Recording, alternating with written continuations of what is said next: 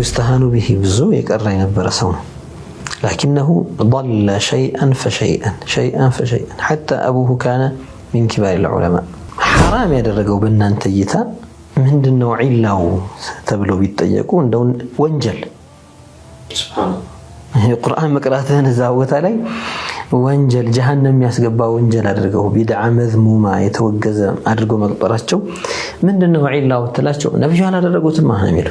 قال الإمام النووي في كتابه الأذكار أذكار النووي لي ما نفسه قال الشافعي والأصحاب يستحب أن يقرأوا عنده شيئا من القرآن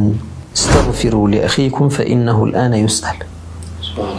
لو عندما تشوف تطيقوا لتهون يتطيقال ميبالبت هنا دعاء ليارغوا لنتم يوددال له نص عليه الشافعي واتفق عليه الأصحاب له يسوجكو براسو سرا እንጂ በሌላ አይጠቀም አልተባለም እንደዛ የሚሉት እነሱ يعني አያውን በትክክል ሳይረዱ وأن ليس للإنسان إلا ما سعى የጎግል ጀማዓዎች ምናልባት ቶሎ ሰርች ሲያደርጉ ቶሎ ይመጡላቸው የነብሩ ባዝ ጀማዓዎች ኢብኑ ዑሰይሚን እና አልባኒ